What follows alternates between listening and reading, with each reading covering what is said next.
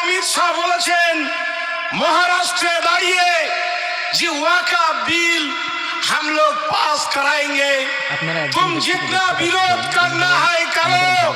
স্বরাষ্ট্রমন্ত্রী অমিত শাহ তো ইনি সবসময় গণমাধ্যমের শিরোনামে থাকতে চান, বিভিন্ন সময় দাম্ভিকতাপূর্ণ মন্তব্য করে থাকে এবং শান্তি বিঘ্নিত হয় এমন মন্তব্য ইনি করে থাকেন।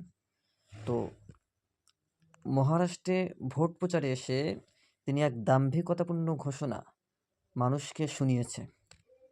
আপনি একটু খেয়াল করুন, দেখুন তিনি কি বলছেন। তিনি বলছেন যে আপনারা যত পারেন এই ওয়াকফ বিলের বিরোধিতা করতে থাকেন, মোদী সরকার গায়ের জোরে এই ওয়াকফ আইন পাল্টে দেবে। তো তিনি এই কথা সকলের সামনে ঘোষণা করলেন।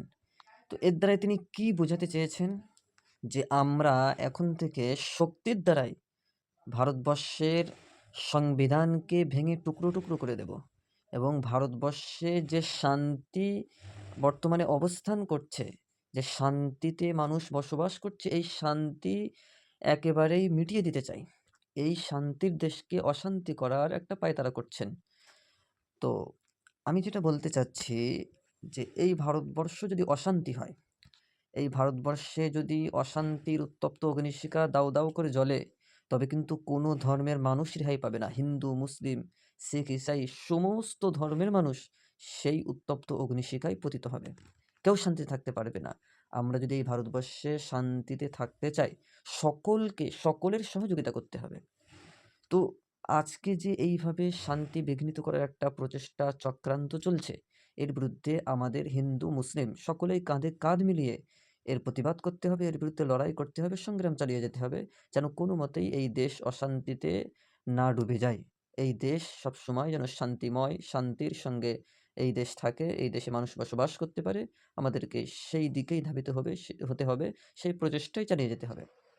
তো আমরা দেখেছি বিভিন্ন সময় বিভিন্ন ইস্যু বিজেপি সরকার সামনে এনেছে। কোনো সময় ৩৭০ ধারা কাশ্মীরের, সিএএ, এনআরসি, বিভিন্ন সময় এমন ইস্যু সামনে এনেছে যার দ্বারাই মানুষ আতঙ্কিত এবং সংগ্রাম করতে বাধ্য হয়েছে।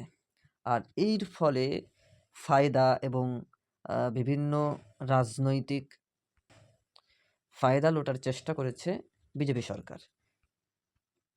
তো এই যে ওয়াকফ সম্পত্তি, এটা সম্পূর্ণ মুসলমানদের সম্পত্তি, মুসলমানদের ধর্মীয় একটা ব্যাপার। এই ব্যাপারে দেশের সরকারের কোনো রকমভাবে আমরা হস্তক্ষেপ কামনা করি না। যেমনভাবে হিন্দুদের কোনো মন্দিরে মুসলমানদের কোনো হস্তক্ষেপ কামনা করি না, ঠিক তেমনিভাবে মুসলমানদের মসজিদ, মাদ্রাসা, কবরস্থান, মুসলমানদের ওয়াকফ সম্পত্তিতে কোনো হিন্দুর হস্তক্ষেপও আমরা কামনা করি না, কোনো সরকারের হস্তক্ষেপও আমরা কামনা করি না।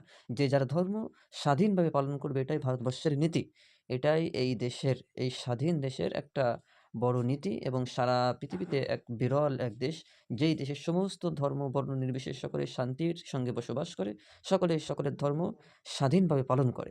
তো এই ব্যবস্থাটাকে সম্পূর্ণ উঠিয়ে দিতে চায় বিজেপি সরকার এবং সমস্ত ধর্মে হস্তক্ষেপ করতে চায়। তো আমাদেরকে এই বিষয়টা খেয়াল রাখতে হবে।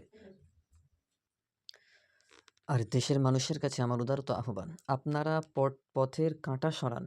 যদি পথের কাঁটা না সরিয়ে বারবার যদি ব্যান্ডেজ করেন, তো আপনার কোনো লাভ হবে না। আপনাকে বারবার ব্যান্ডেজ করতে হবে।